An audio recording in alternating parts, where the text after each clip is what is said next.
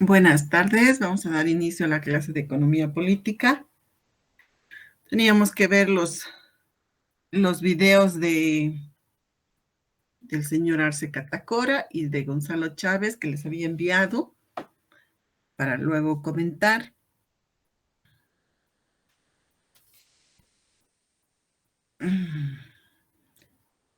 ¿Alguien que quiera empezar de manera voluntaria?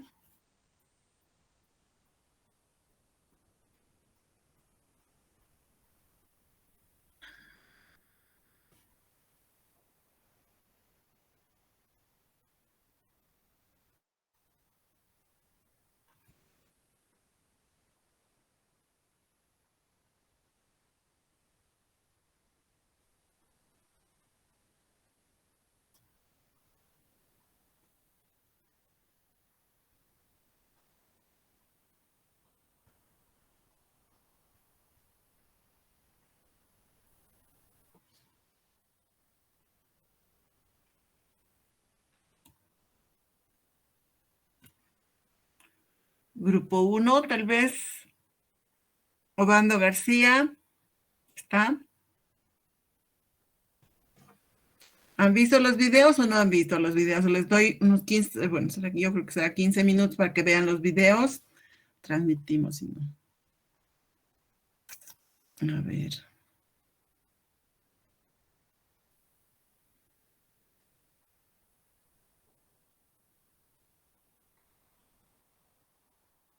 Había, por lo tanto, una desigualdad de la riqueza.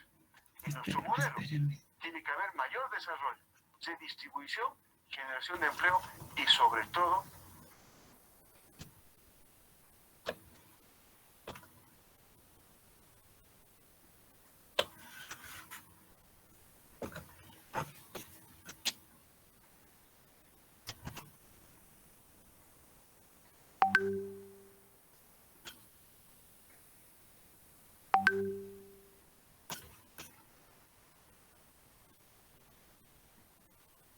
lo que nosotros queremos es que diferencia.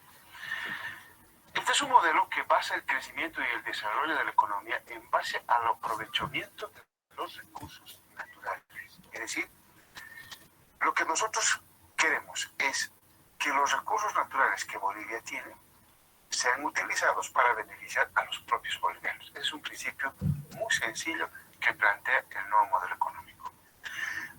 Vamos a ver más adelante cómo esto se contrasta con la...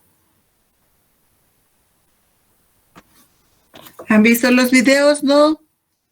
Vemos qué dicen.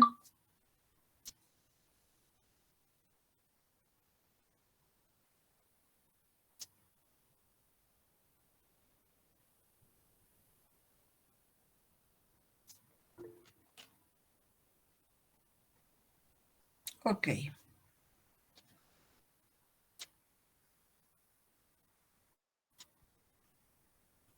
con el viejo modelo neoliberal, que es exactamente la antítesis, lo opuesto de lo que nosotros estamos planteando.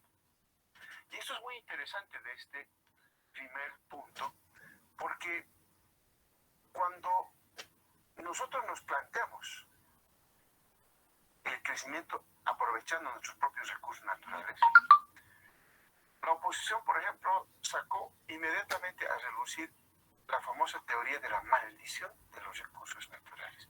Una tesis acuñada en Harvard, en la Universidad de Harvard, que dice, hace muchos años atrás, no ahora, muchos años atrás, que los países no pueden crecer y desarrollarse en base a sus recursos naturales, es decir, lo contrario. Y ese fue uno de los argumentos centrales teóricos para el modelo neoliberal. Porque como un país que tenía recursos naturales no podía crecer ni desarrollarse con sus recursos naturales, tenía que traer tecnología, capital, ¿de dónde? De los países desarrollados, de las transnacionales. Ese fue un justificativo teórico para que las transnacionales aterrizaran en nuestros países para explotar y beneficiarse de nuestros recursos naturales.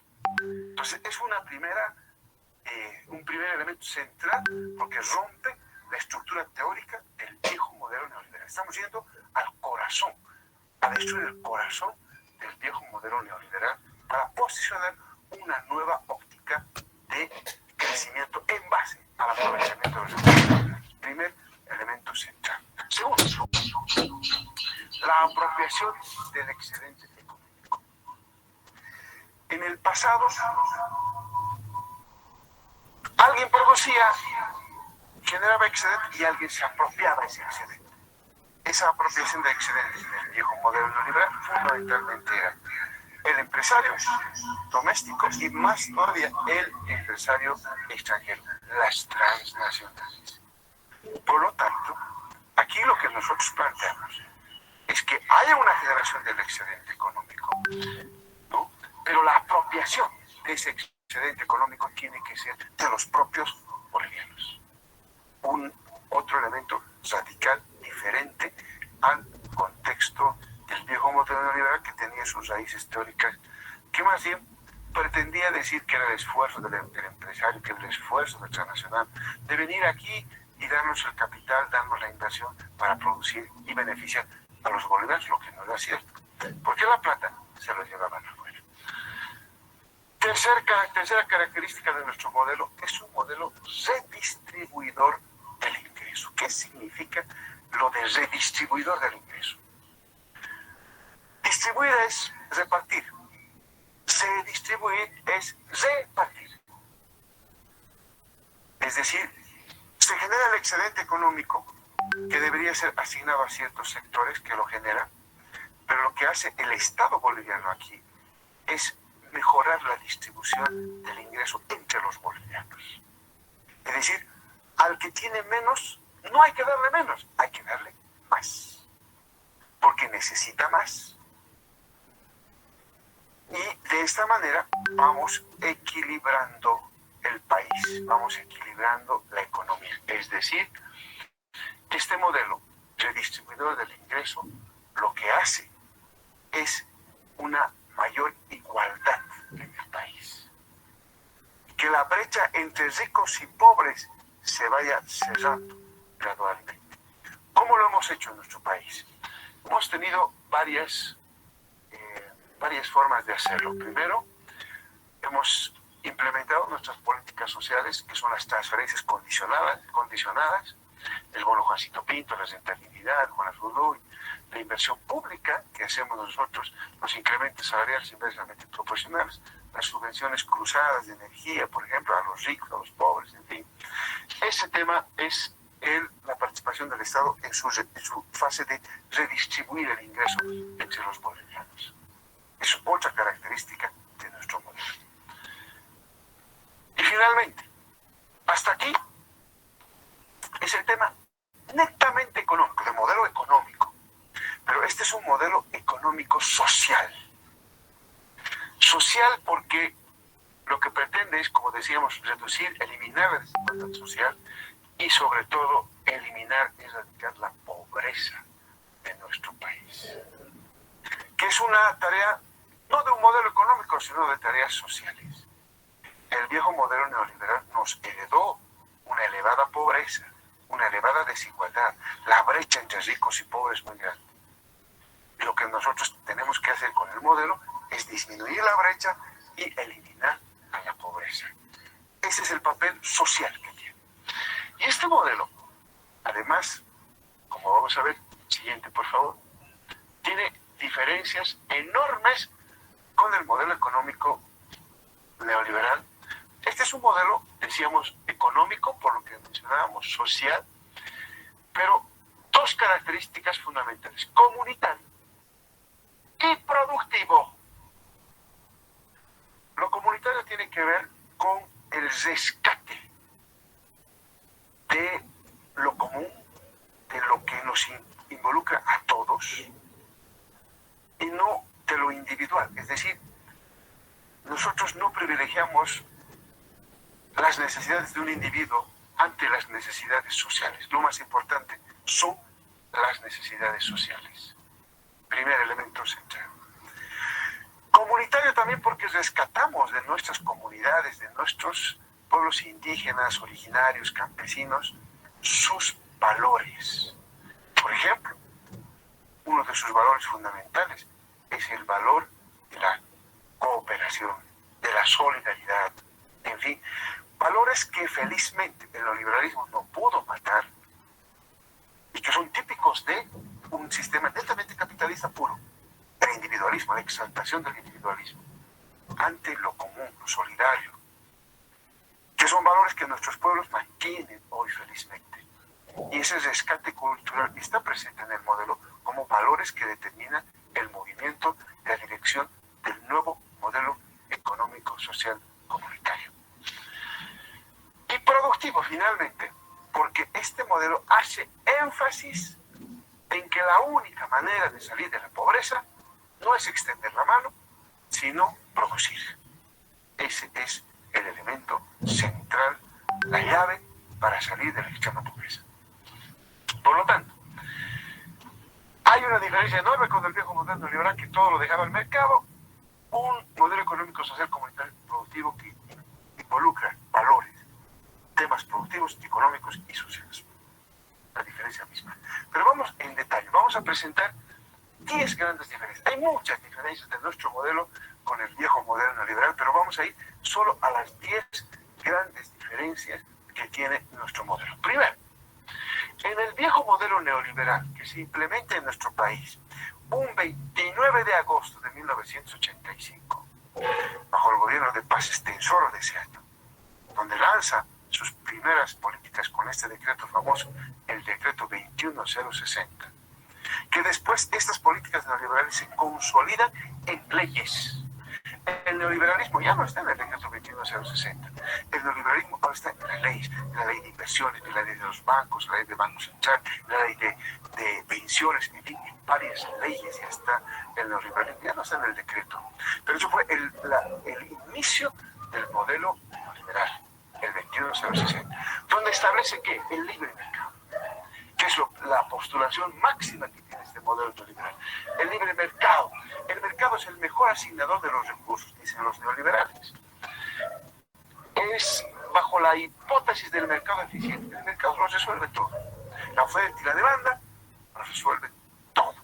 Y no se necesita de nadie más para que la economía esté en equilibrio, se resuelvan los problemas en el empleo, se resuelvan los problemas sociales, todo se puede resolver con el mercado. Hipótesis del mercado eficiente del modelo neoliberal.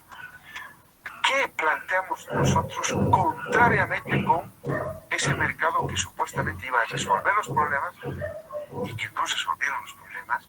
Como sabemos, 20 años en Bolivia estuvo presente el neoliberalismo. 20 años. Y en 20 años los problemas sociales se agudizaron, no se resolvían los problemas económicos de la gente se apretaba el cinturón cada vez más, no habían incrementos salariales importantes, en fin, toda la historia que los bolivianos hemos sufrido desde 1985 hasta el año 2005. ¿Qué proponemos nosotros en contraste al libre mercado? El Estado que intervenga en la economía. ¿Para qué? Para corregir justamente las fallas del mercado, para que se distribuya la riqueza, para que elimine el monopolio de transacción de las transnacionales y que más bien construya empresas estratégicas del Estado para que consolide lo que habíamos visto en los 4 puntos anteriores, la generación de excedente y la redistribución del mismo. Primera gran diferencia. Ellos dicen, el mercado es lo mejor, y nosotros decimos que el Estado en la economía es lo mejor. Segundo, ellos decían que el Estado simplemente es un Estado árbitro, gendarme, observador, que es el mercado se autorregula, que no necesita a nadie para poder regularse y generar estos equilibrios económicos que supuestamente iban a llegar. Y esto que nosotros cuestionábamos ya desde muchos años atrás y fundamentalmente en nuestro programa de gobierno, la propuesta de programa de gobierno que ofrecimos al pueblo boliviano en el 2005, cuestionábamos que el mercado iba a tener este papel. Y después han habido varios acontecimientos como el que mencionaba en la primera parte del curso sobre la crisis financiera internacional, donde fue en el mercado norteamericano y en Estados Unidos y en el mercado financiero, donde vuelvo a repetir, el mercado más próximo a la teoría del mercado perfecto, que se produce una crisis, lo que evidencia claramente que el mercado no es el mejor asignador, que el mercado no actúa como autorregulador del sistema. El mercado se aplaza. No solamente en Estados Unidos, se aplazó 20 años en Bolivia. Por eso es que nosotros proponemos la participación activa del Estado en la economía. El Estado tiene que ser todo: planificador, empresario, inversionista, regulador, banquero, benefactor, promotor, tiene que serlo todo. Porque el único interesado en resolver los problemas sociales es el Estado, no el mercado. Al mercado le interesan los bolsillos y el estómago de los ricos. Al Estado le interesa lo social, la gente, la mayoría, los pobres. El Estado tiene que tomar medidas para mejorar la calidad de vida de esos pobres, eliminar su pobreza. El Estado tiene que participar activamente en la economía. Segunda gran diferencia con el viejo modelo. Tercera, el Estado neoliberal era un Estado privatizador. Vendió IPFB, vendió Intel, vendió Comibor, vendió a las empresas de las ex CBF, vendió todo y transfirió de esta manera excedentes al exterior, porque cuando vendía los recursos naturales, esos recursos naturales que eran explotados por las transnacionales, se llevaban la plata afuera y no quedaba nada en Bolivia. Ese es un tema del Estado privatizado. ¿Nosotros qué proponemos? Todo lo contrario. Un Estado donde nacionalice y controle los recursos naturales estratégicos. No puede ser que los recursos naturales que tiene el país, que son la riqueza que tenemos, estén en manos de transnacionales o de privados. Que les interese el lucro, que les interesa ganar con esa plata. Al Estado lo que le interesa es resolver los problemas sociales. Y por eso que el Estado tiene que hacerse cargo del control de los recursos naturales. Y la única manera de hacerlo es haciendo la antítesis, lo contrario de privatizar, nacionalizar, recuperar para los bolivianos nuestros recursos naturales. Tercera gran diferencia con el viejo modelo neoliberal. Cuarta gran diferencia. El viejo modelo neoliberal reproducía el viejo patrón de desarrollo primario exportador. ¿Qué es este patrón de desarrollo primario exportador? Muy sencillo. Lo que hemos vivido desde la colonia en nuestro país, que es exportar el mineral así en bruto como lo sacaban de las minas, sin procesarlo, sin darle un valor agregado. Llevarlo el gas tal cual por el tubo hacia el comprador, sin darle ningún valor agregado, sin mejorarlo y por lo tanto sin recibir más dinero, porque cuando uno trabaja el mineral, trabaja el gas, por ejemplo, debe recibir más ingresos. Por eso que nosotros proponemos el cambio de patrón hacia el patrón industrializador y de desarrollo productivo. Ya no más gas en bruto exportar, ya no más mineral en bruto exportar. Y para eso hay que invertir plata, para eso hay que hacer fábricas, para eso hay que hacer plantas procesadoras. Y eso no lo va a hacer el sector privado, porque el sector privado lo que quiere es agarrar el mineral y venderlo y ganar plata de esa venta. No le interesa procesarlo, generar mayor valor agregado, porque al empresario, al transnacional, fundamentalmente no le interesa el país, no le interesamos los bolivianos, le interesa su bolsillo. Pero al Estado sí le interesa el boliviano. Y por lo tanto, el Estado tiene que promover estas políticas industrializadoras y de desarrollo productivo en el país. Cuarta gran diferencia con el viejo modelo neoliberal. Quinta diferencia, el modelo neoliberal era un modelo concentrador de ingresos. Y ahí uno recuerda lo que la vieja cultura popular, que decía que los ricos sean ricos, los ricos se están volviendo más ricos y los pobres se están volviendo más pobres. Lo decía la gente, y era verdad. Ese es uno de los elementos característicos del viejo modelo neoliberal. Más todavía, había en la sociedad sectores excluidos de la sociedad, gente que no participaba. Los que no podían entrar a consumir en el mercado eran excluidos. los indígenas, los campesinos, que no eran consumidores en el mercado, excluidos. Era un modelo excluyente. Invertía en el sentido de la distribución de los recursos, favoreciendo al incremento de las ganancias empresariales y de ciertos grupos sociales de poder, en detrimento del asalariado, del ingreso de la gente. Es decir, concentraba los ingresos y la riqueza en pocas manos y la pobreza se generalizaba. Ante eso, nosotros planteamos justo lo que decíamos anteriormente, que el Estado entre a redistribuir esa riqueza, a redistribuir esos ingresos. Un Estado descolonizador que incorpora la demanda de los sectores sociales en la toma de decisiones, una participación en la toma de decisiones. Esta es la quinta gran diferencia. Un Estado concentrador, un Estado más bien redistribuidor de ingresos. Sexta diferencia, muy importante. La economía en el modelo neoliberal estaba centralizada en la iniciativa privada,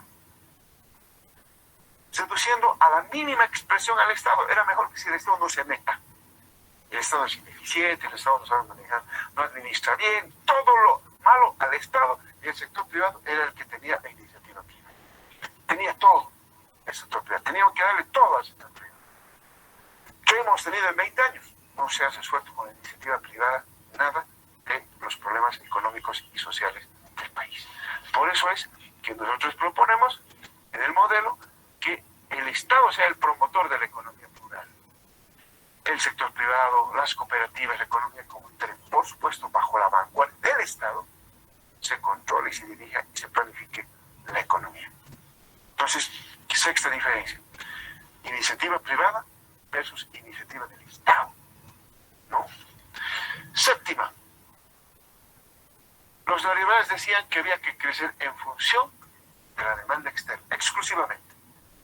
Y ahí viene a la memoria lo que decía Paz Estenssoro en un discurso que dio al Parlamento del año 85, cuando fue a decir que Bolivia se nos muere y debemos exportar o morir. Y este es un principio central en el modelo neoliberal.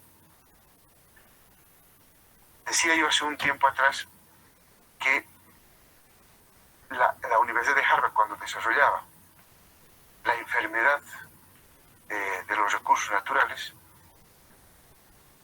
o la maldición de los recursos naturales, decía que ningún país podía crecer en base a sus recursos naturales. Entonces había que exportarlos y era la manera de crecer.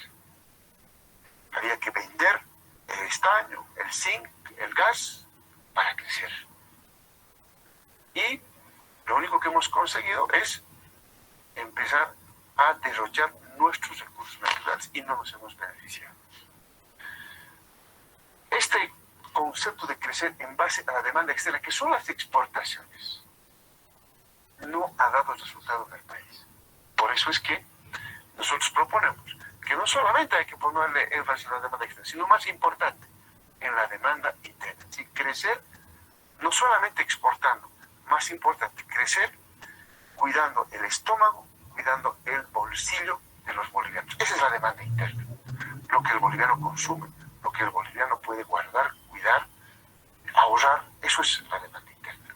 Entonces, una séptima diferencia. Ellos querían crecer solo en base a las exportaciones. Nosotros crecemos no solamente en base a las exportaciones, sino más importante, en función de la demanda interna en nuestro país. Octava diferencia. En el modelo neoliberal había dependencia de Bolivia del ahorro externo. Como algunos profesores en la universidad todavía siguen diciendo además, que Bolivia no tiene capacidad de ahorrar, no hay capacidad de ahorro interno. Los bolivianos no ahorramos, no podemos generar ahorro interno, nos decían. Y por lo tanto, como nosotros no ahorramos y necesitamos plata, hay que traerla de fuera. ¿Cómo la traíamos? En función de endeudamiento, de inversión extranjera, y esto último de endeudamiento nos provocaba mayor déficit fiscal, pero la manera en que había una dependencia del ahorro. Eso es muy importante. Porque con la hipótesis, y vamos a ver en los resultados, si nosotros lo que planteamos en el modelo 2005 se cumple o no se cumple. Pero lo cierto es que nosotros planteamos que los bolivianos sí somos capaces de generar ahorro, de que sí somos capaces de generar inversiones, menor endeudamiento y que somos capaces de generar superávit fiscal. Vamos a ver si esta hipótesis se cumple, si somos capaces los bolivianos de generar dinero para que nosotros podamos crecer en base a nuestro propio dinero y no depender de un inversionista extranjero, de un endeudamiento externo o de una empresa transnacional que venga a invertir en nuestro país. Por lo tanto, octava gran diferencia con el viejo modelo neoliberal. Novena gran diferencia. El modelo neoliberal trajo al país estancamiento, pobreza, desigualdad de riqueza y oportunidades en el país. Solo los ricos. Un pobre nacía pobre y moría pobre. Los ricos eran los únicos que podían acceder a mejores días. Había, por lo tanto, una desigualdad de la riqueza. En nuestro modelo tiene que haber mayor desarrollo, redistribución, generación de empleo y, sobre todo, oportunidades. La gente no puede nacer pobre y morir pobre. La gente puede nacer pobre, pero tiene que esta persona empezar a una movilidad social, que se llama, es decir, cambiar de estatus, mejorar su calidad de vida. Eso busca el modelo económico nuestro. Décima diferencia, la estabilidad macroeconómica. Para el viejo modelo neoliberal, la estabilidad era un fin en sí mismo. Todo se hacía sobre el texto de la estabilidad macroeconómica. Se firmaban acuerdos con el Fondo Monetario, con el Banco Mundial, con todos los acreedores para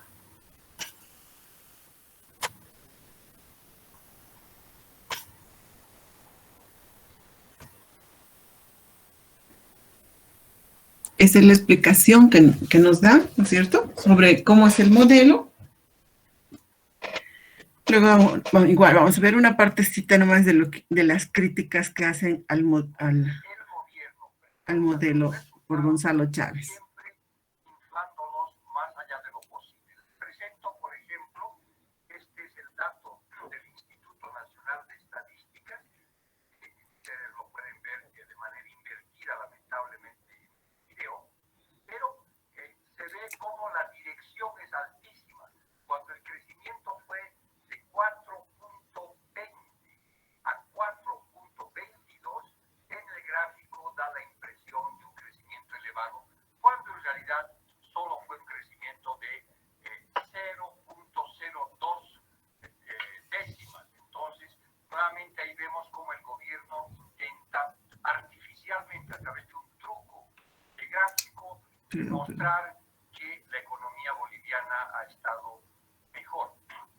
Lamentablemente, desde el año 2015, nuevamente voy a mostrar un gráfico invertido, porque lamentablemente no sé exactamente cómo se muestra el gráfico que no sea de esta manera, pero aquí ustedes ven cómo desde el 2015 la economía boliviana está en un proceso de desaceleración de la economía.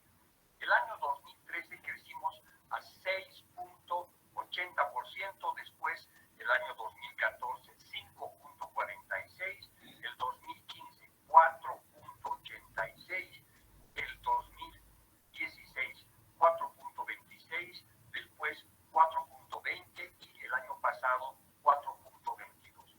Claramente estamos en un proceso de desaceleración de la economía boliviana que el gobierno se rehúsa a entender, a ver este dato.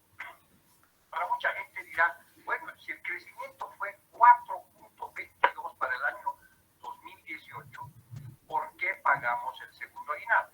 Y la respuesta tiene que ver con el decreto supremo que aprueba el pago de este beneficio, que dice que el año para el pago del segundo aguinaldo va de junio a junio.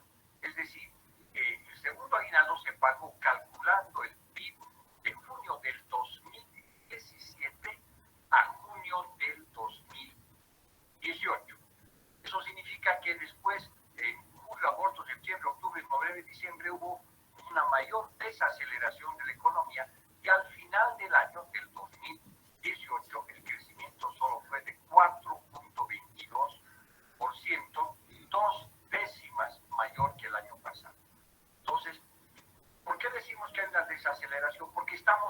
vez creciendo menos, aunque la inversión pública ha aumentado significativamente. Hasta el año 2015, el motor del crecimiento de la economía boliviana era el sector externo. Las exportaciones espectaculares del gas, de los minerales y de la soya. A partir de eso se produjo un bajón y el gobierno comenzó a utilizar el gasto y la inversión pública, sobre todo esta segunda, para crecer de manera fuerte la economía. Sin embargo, cada dólar que invierte en la economía es cada vez menos rentable, porque allá por el año 2015 el gobierno tenía algo como 3.000 millones de dólares de inversión pública y crecía al 6.8%. Ahora, con el doble de eso, con 6.000 millones de dólares aproximadamente, la economía solo crece al 4.22. Claramente vemos que la rentabilidad de la inversión pública ha ido bajando y esto muestra las limitaciones del modelo primario exportador. Y si me permiten una comparación, como este es un modelo muy limitado, con 4 sectores de exportación, poca diversificación productiva, centrado en el comercio, es como si fuera una peta. A una peta, aunque le pongan gasolina de aviación, no va a volar. Entonces, eso es lo que ha ocurrido en los últimos años. Ha habido un incremento de la inversión pública, pero la rentabilidad de esta respecto al crecimiento del producto es cada vez menor, porque antes invertíamos para crecer 6.8, invertimos como 3.000 millones de dólares y ahora para crecer a casi 4.22% hemos invertido el doble de inversión pública. Por lo tanto, eso muestra una baja rentabilidad.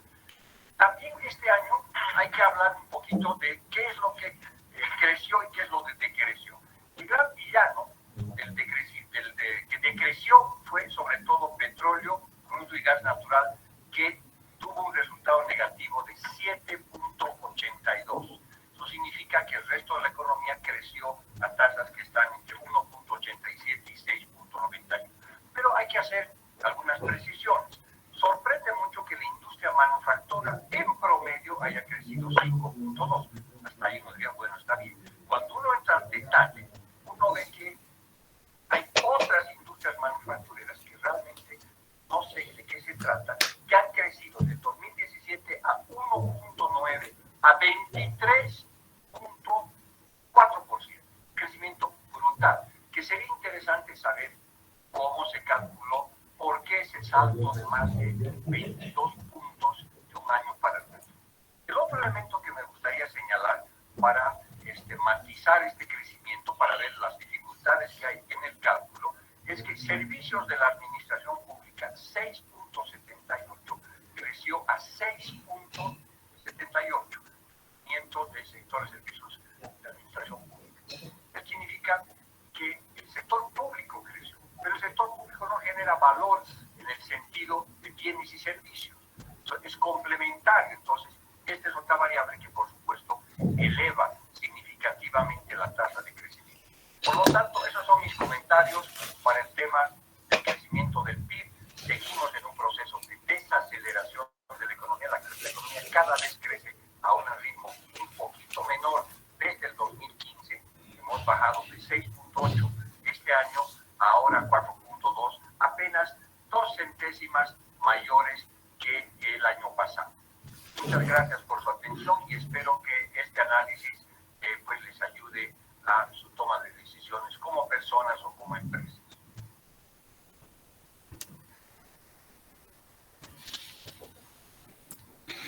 Bueno, estos eran los dos videos que teníamos que ver. Uno era la explicación del modelo y si continúan viendo, él va a explicar cómo va creciendo, cómo ha ido creciendo Bolivia a través de este modelo económico, social y productivo, ¿cierto? Que está vigente hasta el momento y en el cual nos muestra cómo está creciendo la economía de nuestro país. Obviamente, como todo no es algo que sea, ¿no es cierto?, que sea malo, no todo es malo, no todo es positivo. Entonces, tenemos que ver también el lado contrario, el lado opuesto, que hace las críticas, que dice que ellos están inflando los resultados para mostrar que la economía está está estable. No solamente lo dice un economista boliviano como es el señor Gonzalo Chávez, sino también muchas revistas de economía externas dicen que Bolivia tiene problemas al mostrar sus datos macroeconómicos, pero no se puede hacer absolutamente nada, ¿no es cierto? El momento en que se muestre la realidad económica, ahí tendremos que ver si realmente estaban inflados o no estaban inflados. Por el momento no podemos hacer la apreciación. Macroeconómicamente, Bolivia es más, presenta un buen crecimiento del PIB. Este año está más o menos estimado que va a crecer en un 4,5, 4,8% el crecimiento del PIB. La tasa de empleo de Bolivia es muy baja. Entonces, eso es lo que estamos mostrando. Ese es el modelo macroeconómico. Entonces, esa es la macroeconomía. ¿Alguna duda, consulta?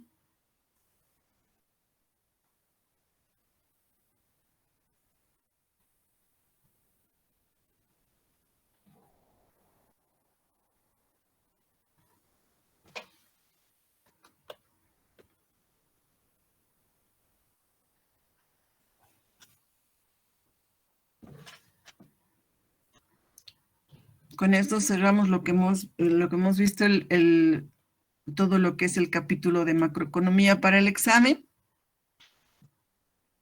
Y bueno, no nos va a dar tiempo para empezar ya el nuevo capítulo. Si no hay dudas o consultas, adelante si tienen dudas, por favor.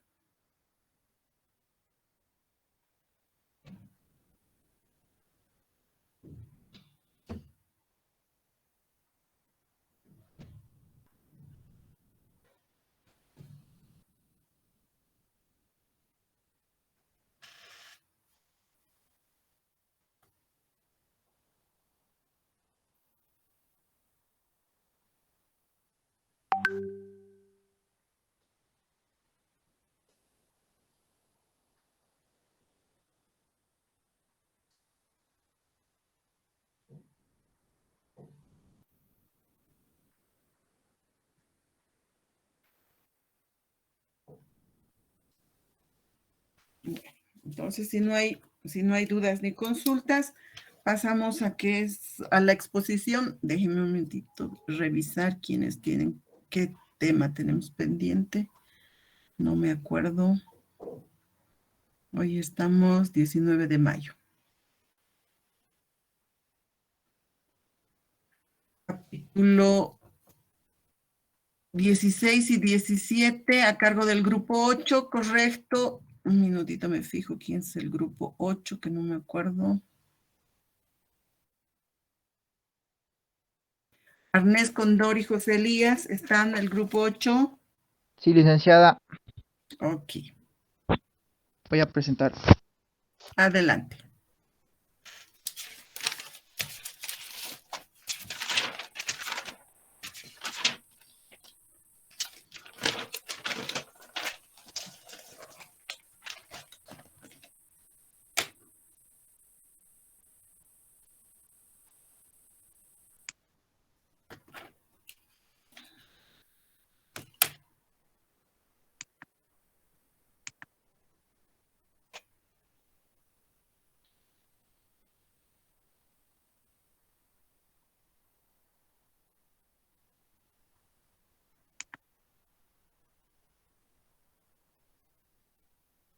Ya se ve, José Elías. Ya, gracias, Buenas tardes, licenciada, compañeros. Nosotros somos el grupo 8. Nos toca exponer el capítulo 16 y 17. Mi persona comenzará con la exposición, capítulo 16. La reproducción socialista, la renta nacional y el sistema del crédito y finanzas en el socialismo. La reproducción socialista. Primero nos preguntaremos, ¿qué es el socialismo? El socialismo es el control por parte de la sociedad organizada como un entero sobre todos sus elementos integrantes, tanto los medios de producción como las diferentes fuerzas de trabajo aplicadas en las mismas.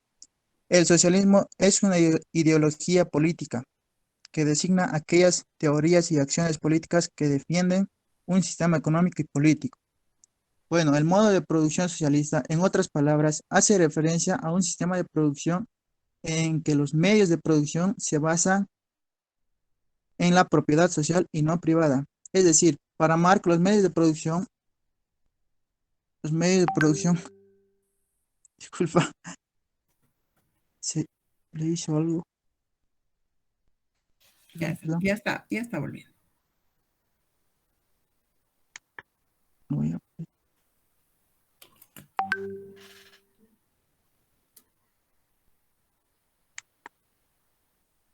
no, perdón.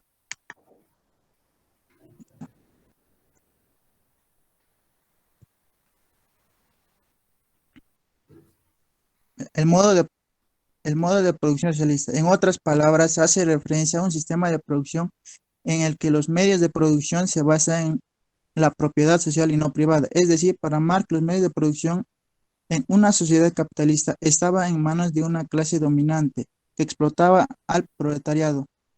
Bueno, ahí podemos ver las imágenes que los ricos eran ricos, los pobres eran pobres. Los pobres no tenían nada, los ricos tenían todo. Por eso los pobres cambiaban fuerza de trabajo por dinero.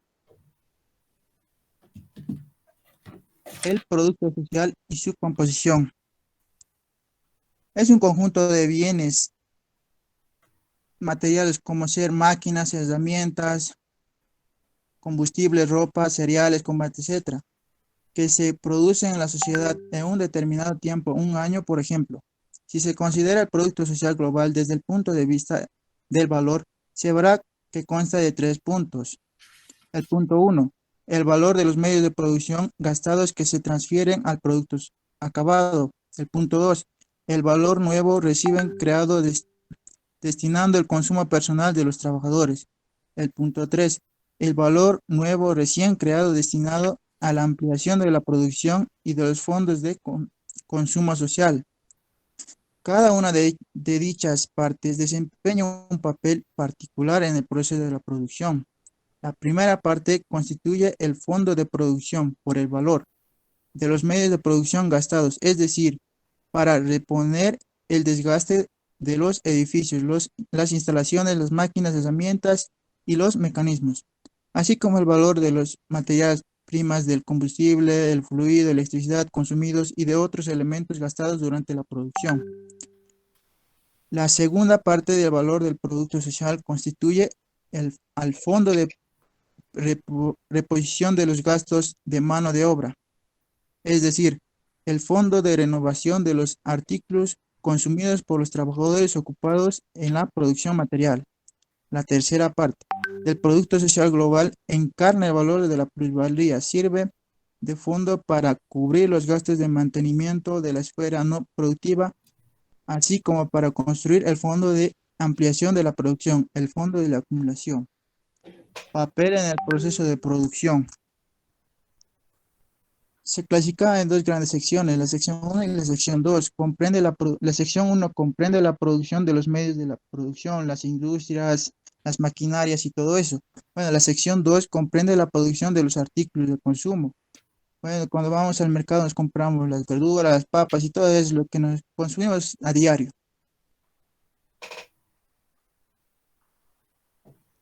El crecimiento preferente de la fabricación de medios de producción constituye una importancia indispensable condición de la producción ampliada socialista el desarrollo preferente, es decir, más rápido de la fabricación de medios de producción, como la de la sección 1, en comparación con la producción de los artículos de consumo de la sección 2.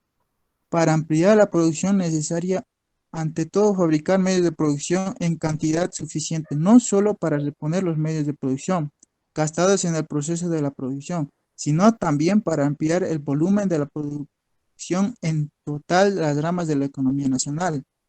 Para Lenin consideraba que el crecimiento preferente de la fabricación de los medios de producción respecto a la de artículos de consumo es una ley económica de la producción ampliada. 2. La renta nacional y su distribución en el socialismo. Se divide en 3 partes: la renta nacional, la distribución de la renta nacional, la acumulación socialista. La renta nacional. La renta nacional aumenta ante todo en el socialismo mediante la elevación de la productividad del trabajo. Tiene gran importancia en el proceso de la ciencia, la cultura, la experiencia laboral, el nivel del conocimiento y calificación de los trabajadores de la sociedad socialista.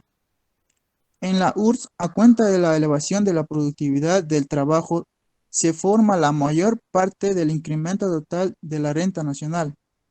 Este factor tiene importancia decisiva en la creación de la renta nacional. Así en 1961-1980, más del 90% de todo el incremento de la renta nacional se obtendrá a cuenta de la elevación de la productividad del trabajo. Cuanto mayor sea esta, mayor será el volumen físico del Producto Social Global y por consiguiente, tanto mayor será la masa de la renta nacional. Su fórmula sería la siguiente: PIB más RRN menos RR. Bueno, hasta aquí llegó mi explicación. A continuación, mi compañera. Gracias, José Luis. Buenas tardes, ingeniera. Buenas tardes, compañeros. Mi parte es la distribución de la renta nacional. La renta nacional consta de la masa de los medios de producción y artículos de consumo. Bajo el capitalismo, la renta nacional se crea la explotación de las masas trabajadoras. En el socialismo, la renta nacional es el fruto de la actividad laboral de los trabajadores. La distribución de la renta nacional se divide en dos partes.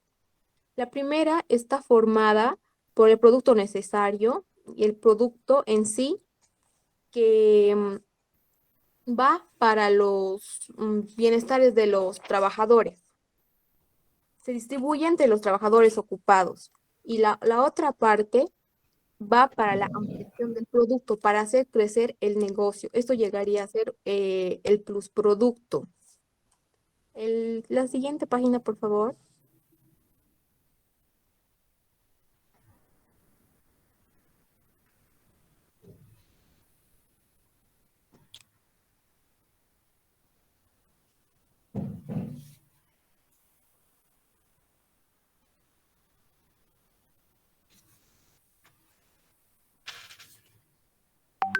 La acumulación socialista. En el socialismo, la acumulación y el consumo no se oponen entre sí. Eso quiere decir que la acumulación y el consumo tienen que ir agarraditos de la mano. No podemos gastar más de lo que ganamos o también se puede decir, no podemos consumir más de lo que hemos acumulado. La acumulación socialista es una fuente para la reproducción ampliada socialista. La acumulación efectúa inversiones básicas en la economía nacional. La siguiente página, por favor. Las finanzas y el crédito en el socialismo. Corresponde a un importante papel al sistema de finanzas y de crédito, cuyos eslabones están llamados a atender las necesidades de la producción, distribución, cambio, consumo y acumulación. En sí, las finanzas y el crédito están encargados de administrar, de vender, de comprar toda la producción. El sistema de relaciones económicas por medio de las cuales se forman y utilizan según un plan de los recursos monetarios para asegurar la producción socialista. ¿Puedes cambiarlo de página, por favor?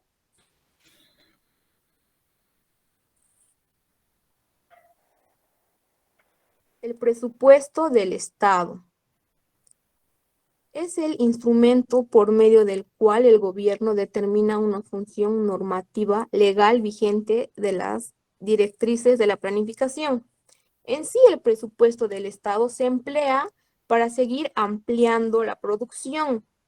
Se supone que un Estado tiene que hacer crecer a su país, pero si las empresas emplearan directamente la renta nacional para ampliar su producción, sería imposible asegurar la relación del desarrollo en distintas empresas y las ramas de la economía. Por esta razón se creó el Fondo Centralizado de la Acumulación como fuente para costear la construcción de nuevas empresas. Esto quiere decir que de los ingresos que hay del pueblo o del país, se podría decir, el Estado construye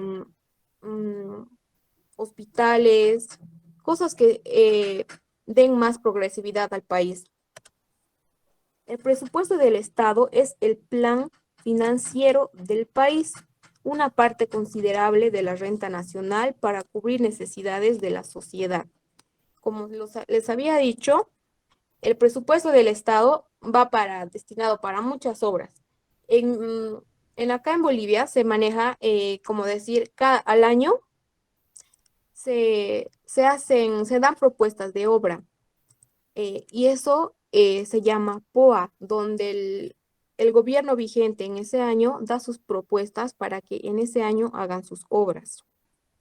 El presupuesto nacional consta de ingresos y del gasto. Son recursos procedentes de la economía nacional. El impuesto de circulación, descuento sobre las ganancias de las empresas, las organizaciones económicas estatales, las utilidades de abono, todos estos son de donde sacan el dinero para poder hacer los proyectos que hace el Estado. En 1958, la economía nacional se reveló en la Unión Soviética al 89.8% del capítulo de ingresos.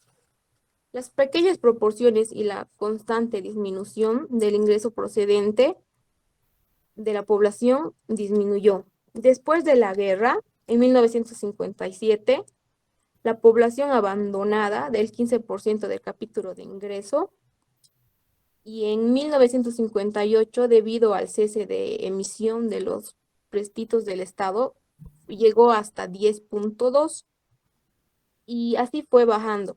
En sí hubo deflación. El capítulo de gastos del presupuesto del Estado se destina a costear un fomento de la economía nacional. Siguiente página.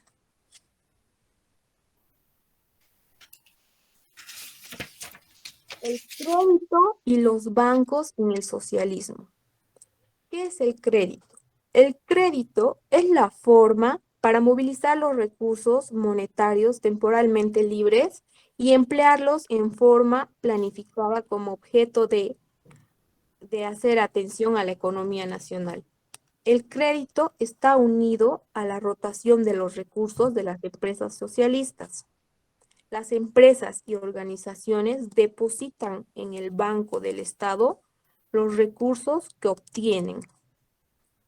El incremento de los ingresos de los trabajadores origina la formación de recursos monetarios que van a las cajas de ahorro, mientras unas empresas y organizaciones económicas tienen recursos disponibles.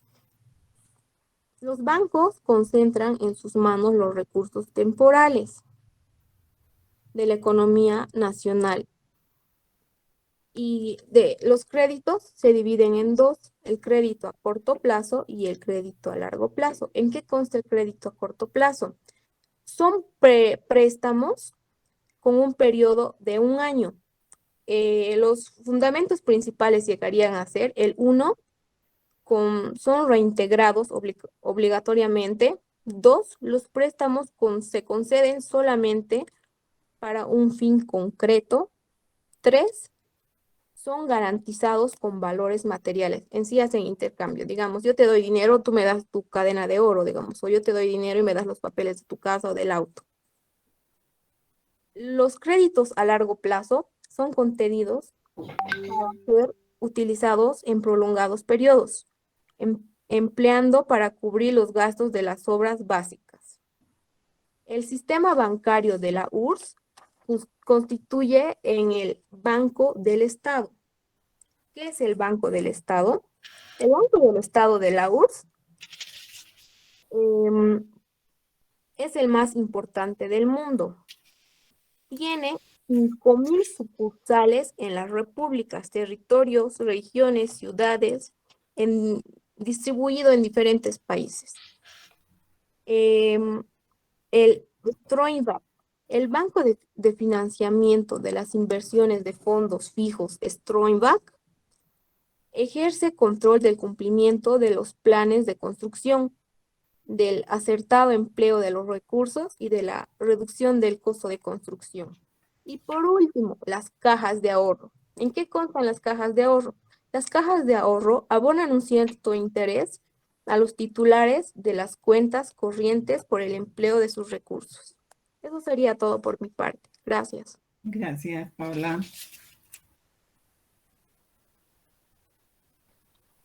Buenas tardes, Inge. Buenas tardes, compañeros. ¿Se me escucha, Inge? Sí, adelante, Juan Ya. Carlos. Ya. Me toca exponer el capítulo 17, el Sistema Mundial del Socialismo. Surgimiento y desarrollo del Sistema Mundial del Socialismo.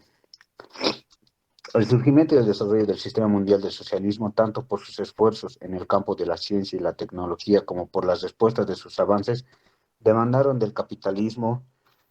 En el contexto de la Guerra Fría, la existencia del socialismo ha sido un hecho social fundamental para explicar el desarrollo científico y tecnológico de este siglo.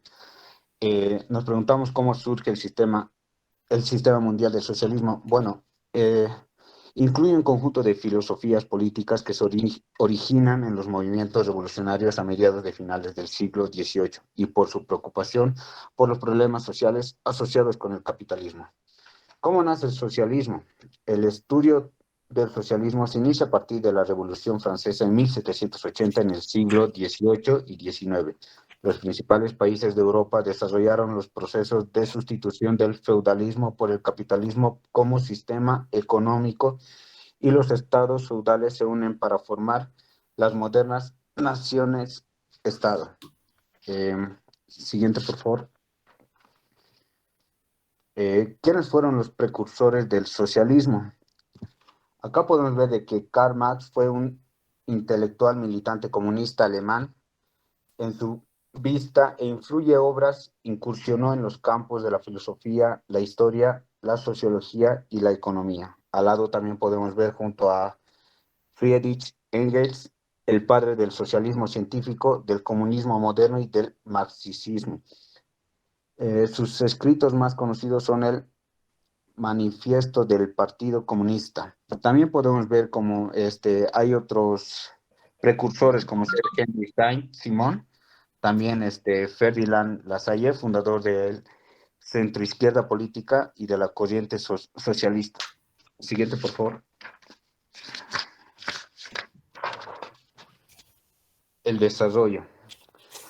El desarrollo del sistema mundial del socialismo y del sistema mundial del capitalismo tiene lugar obedeciendo las leyes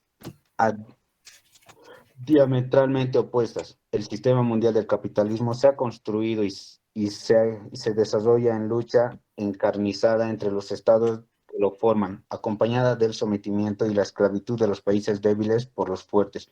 En cambio, los procesos del surgimiento y desarrollo del sistema socialista mundial se verifican sobre la base de la soberanía, la plena voluntariedad y consonancia con los intereses vitales de los trabajadores de todos los países socialistas. Eso sería mi parte hasta ahí, ingeniera. Paso a mi Gracias. Gracias, Juan Carlos. De nada, dije.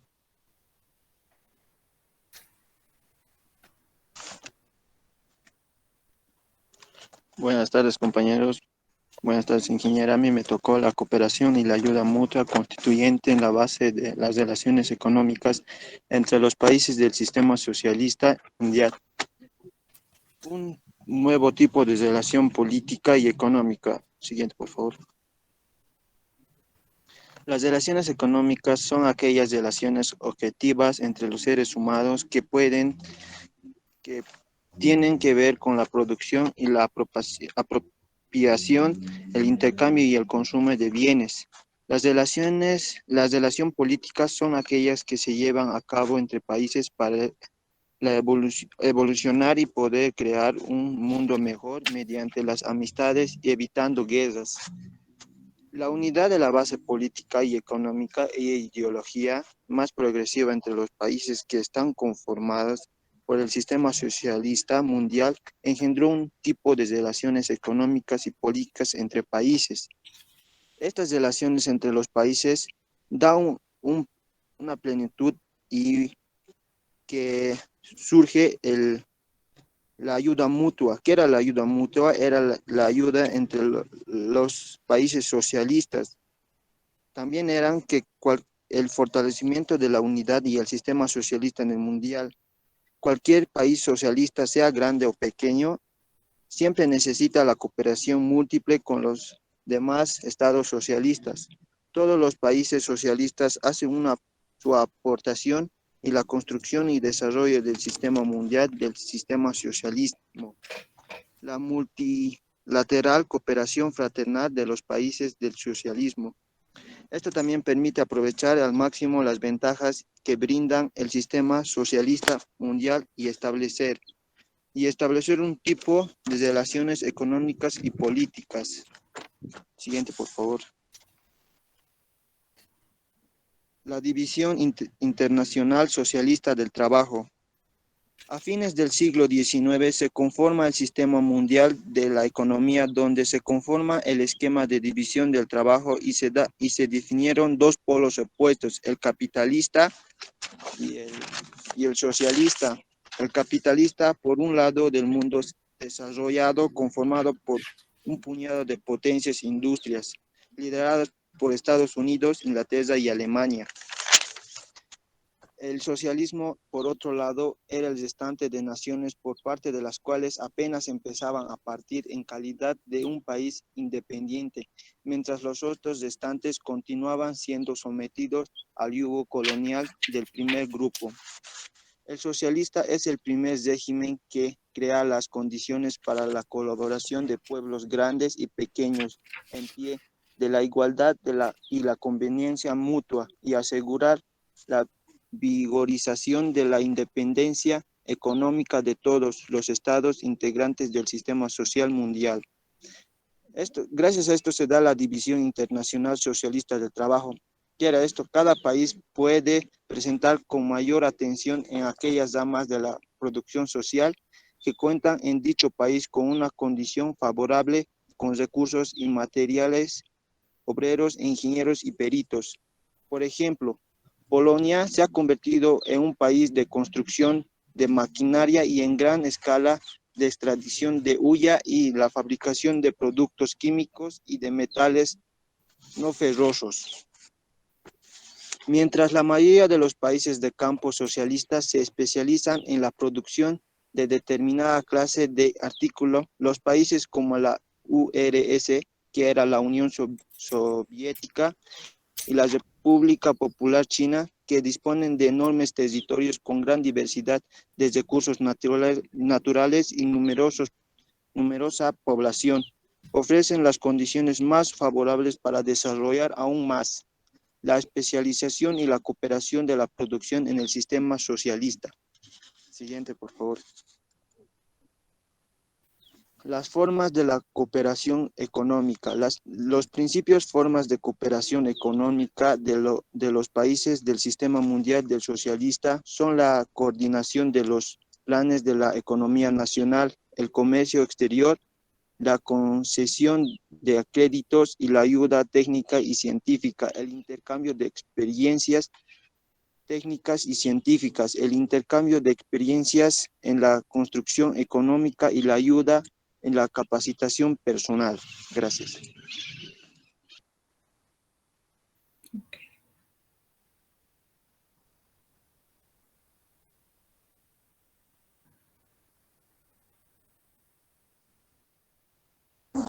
Licenciada, un compañero no se apareció, tenía que explicar del 21 al 24.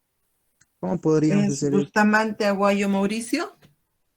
No, Jaime Rodríguez, Jaime Rodríguez. Ah, ya, y no se apareció.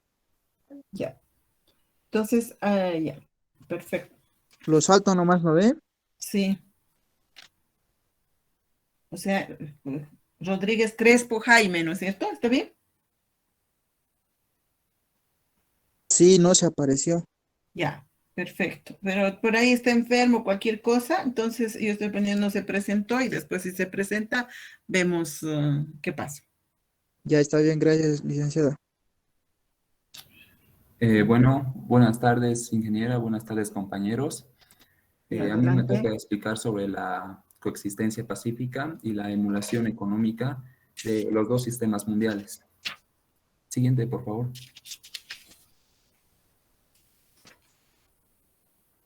Bueno, Empezamos preguntándonos qué es la coexistencia pacífica. Bueno, la coexistencia pacífica significa la renuncia a la guerra como medio de solución de los problemas litigiosos, la solución de los mismos mediante las negociaciones. También significa la renuncia a inmiscuirse en los asuntos internos de otros países con el propósito de cambiar su régimen estatal, cambiar su modo de vida o por cualquier otra razón el reconocimiento del derecho de cada pueblo de resolver por su propia cuenta todos los problemas del desarrollo de su país. Ahora, la coexistencia pacífica no significa la renuncia a la lucha de clases, tampoco significa la conciliación de las dos ideologías, sino que al contrario supone la intensificación de esta lucha de la clase obrera y de su partido por el triunfo de las ideas del socialismo y las del comunismo. Ahora, a los soviéticos y trabajadores de los países socialistas no les satisface el orden de cosas capitalistas, y a los círculos gobernantes de países capitalistas no les agrada el orden de cosas socialistas. El establecimiento de uno u otro régimen es asunto que incumbe al pueblo del Estado en cuestión. Por eso, las relaciones entre los dos sistemas económicos sociales opuestos deben estar basados en el principio de la coexistencia pacífica. Está bien. Después, la coexistencia pacífica presupone la igualdad de derechos, también la comprensión mutua y la confianza entre los estados, el respeto a los intereses de los demás países y asimismo considera que las relaciones políticas y económicas entre los países deben basarse en la plena igualdad de las partes y la conveniencia mutua. La política de la paz dimana de la propia naturaleza del socialismo y responde no solamente a los intereses vitales de los pueblos de los países socialistas, sino también de todos los demás pueblos. En la época presente, la lucha por la coexistencia pacífica, por evitar la guerra termonuclear, se ha convertido en una importante tarea histórica, no solo de la clase trabajadora, sino además de la aplastante mayoría de la población del orbe. Siguiente, por favor. Ahora, continuando con la emulación económica del socialismo con el capitalismo. La coexistencia pacífica significa, ante todo, la emulación económica de los dos sistemas, una emulación en la que el socialismo va alcanzando éxitos cada día mayores, aplicando de un modo consecuente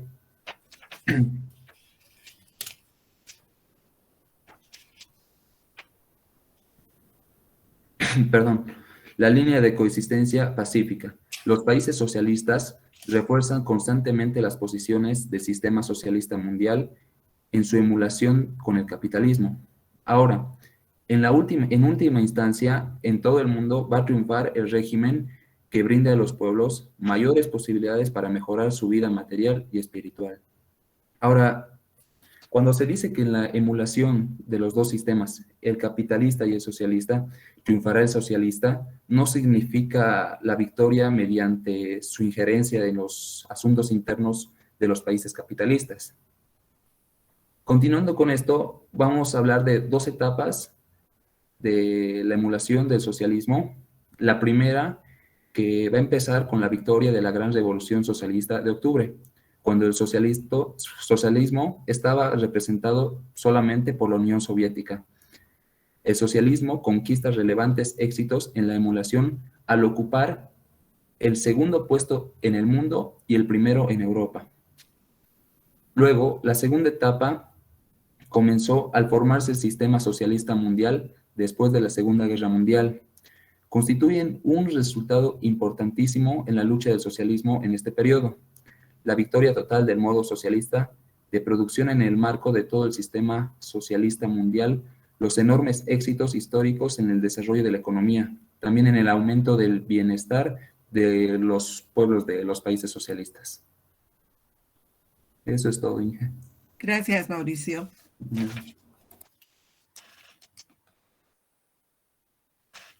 Bueno, ese es el grupo 8, ¿no es cierto? Nos queda solamente un grupo de trabajo. ¿cierto? A ver, vamos a ver qué tenemos un ratito. El grupo 9, ¿sí? Que va a ser la exposición del capítulo 19 de la creación de la base material y técnica del comunismo, capítulo 20, desarrollo y transformación de las relaciones socialistas, desde la página 227 hasta la página 253. El grupo 9 está a cargo de Velasco Ordóñez Danilo, ¿correcto? Sí, Ya. Entonces ya con en la próxima clase nosotros ya terminamos las exposiciones, ¿sí?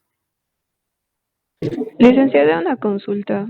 Dígame. Como la siguiente semana el siguiente grupo es poner el capítulo 19 y 20, ¿el capítulo 18 no va a entrar al examen entonces? No, van a exponer desde el 18, creo que hemos quedado, no me acuerdo exactamente. Pero hemos quedado para que no se quede ahí pendiente, ¿no? Sí, Pero porque no, en el sí, cronograma dice 19 y 20. sí, el cronograma dice 19 y 20, pero creo que hemos hablado con los del grupo 9, pero ahorita no recuerdo quién era. Pero sí, entra al examen todo lo que está a continuación, ¿no es cierto? Hemos dado hasta el 10, si mal no recuerdo. A ver, déjeme ver un ratito mi cronograma. Sí. Surgimiento y formación del socialismo. Que ahí nos falta, ¿no? El 18, directamente del 17 al 19 y el 20 pasó. Perfecto. Pero no, la compaginación está igual. Página 227 hasta los 253 les he puesto al grupo 9. Está bien, gracias, licenciada. Ok. Sí, nuestro segundo parcial, por si acaso, a ver, revisaremos. Yo tampoco estoy muy al tanto. A ver, deme un minutito. Examen de segundo parcial es para nosotros el día 16 de junio, por si acaso, ¿no es cierto? Todavía nos queda. Entonces, tenemos exposición la próxima semana, con la cual nosotros terminamos las exposiciones. Y yo creo que la materia vamos a terminar el jueves 2 de junio. El día 9 de junio nos damos para hacer consultas, ¿les parece? Para el segundo parcial.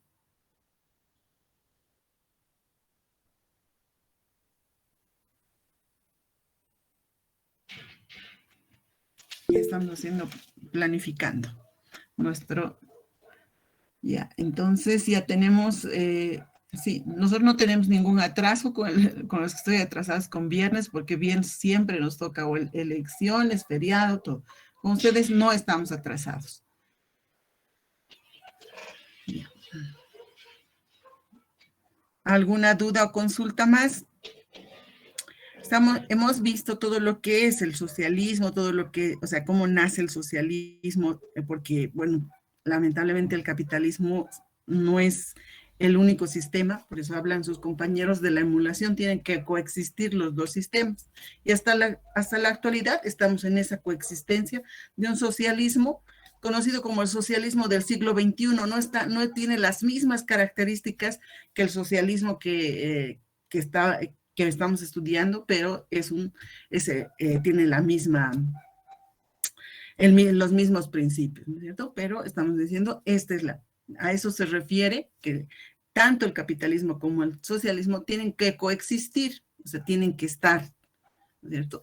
¿Quiénes van a decidir quién es socialista y quién es capitalista? Son las propias personas, ¿no es cierto? Es la sociedad en general que es la que decide qué es lo que quiere, qué tipo de régimen va a querer. Tienen sus cosas buenas, tienen sus cosas malas, tanto el capitalismo como el socialismo, pero, ¿cierto? Son las dos opciones que se tiene para manejar el Estado. Ese es el objetivo de ver la situación. Además, hemos visto un nuevo modelo económico, que es el modelo que está vigente en nuestro país, que es parte de lo que es el socialismo del siglo XXI.